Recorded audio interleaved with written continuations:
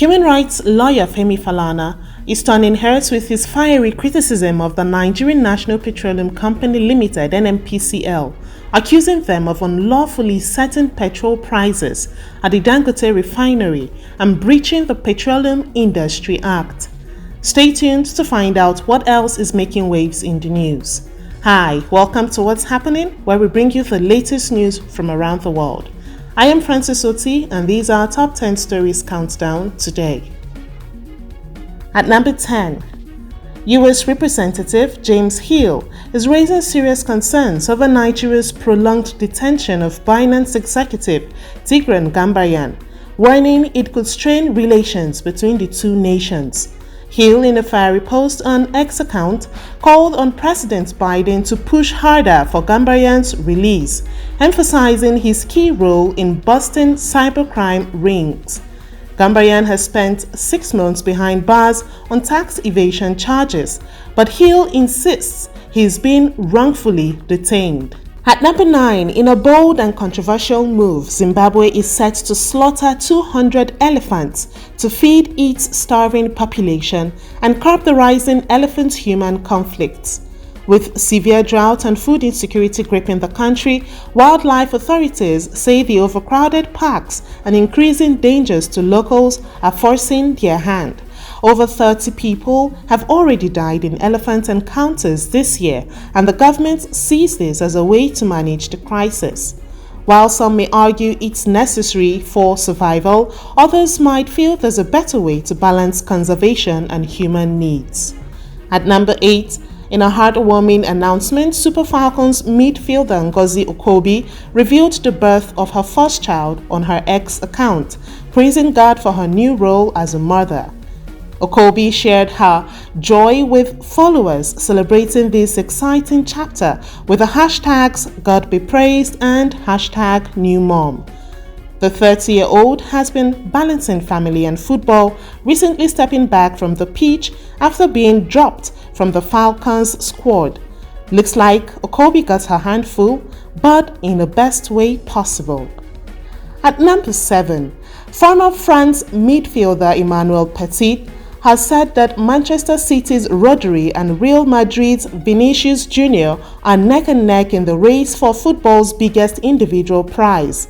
While Rodri's stunning year loaded with trophies makes him a standout, Petit believes Vinicius could still snatch the award. It's safe to say whoever wins will witness history in the making.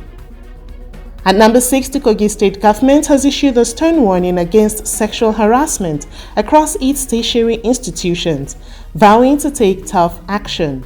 At a meeting in Lokoja, Education Commissioner Wemi Jones emphasized the state's commitment to adopting a robust anti-sexual harassment policy, pushing for campus safety and zero tolerance. At number 5, in a devastating cholera outbreak in Adamawa's Yola North, 7 lives have been lost, with 71 others hospitalized following a recent flood that contaminated the area's drinking water.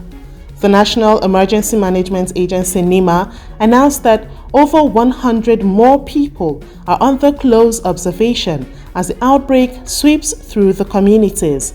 Authorities have jumped into action, treating water sources and educating residents to contain the spread. With resources stretched thin, some patients are being moved to the Federal Medical Center. At number 4, 3 students from Isenyi College of Health Science and Technology have been remanded for allegedly causing the death of their 16-year-old classmate, Eniola Ismail. The court heard that after a school fight, Eniola went home complaining of body pains and later tragically passed away. With charges of conspiracy and murder on the table, the magistrate ordered their remand pending further legal advice. It's a heartbreaking reminder of how quickly things can escalate with devastating consequences. At number 3, a tragic boat accident in Zamfara's Mashaya Yandaga River left 9 dead and many still missing after the overloaded vessel capsized. 5 persons were rescued in the mishap. The National Emergency Management Agency (NEMA) officials, along with local divers and fishermen, led the search for the remaining passengers. With river currents and overloading cited as key factors, NEMA's Director General urged boat operators to follow safety protocols. While communities downstream remain on alert for floating bodies, this disaster serves as a sobering reminder of the risk when safety is overlooked.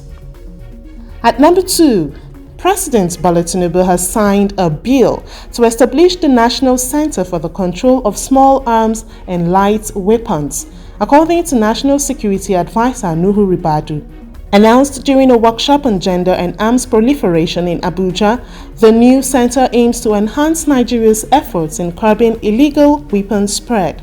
Ribadu highlighted the need for gender-focused strategies in these initiatives, reflecting on how such measures could make security efforts more effective and inclusive. Finally, at number 1, human rights lawyer Femi Falana has criticized the Nigerian National Petroleum Company Limited (NNPCL) for unlawfully setting petrol prices for the Dangote Refinery, which he argues breaches the Petroleum Industry Act (PIA). Falana pointed out that under Section 205 of the PIA, petrol prices should be determined by market forces, not set by NNPCL.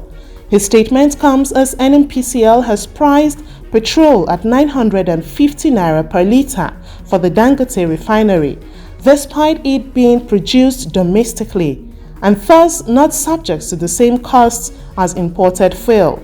Falana's remarks suggest that this move could undermine market regulations and raise further concerns about transparency and fairness in the Nigeria's fuel sector.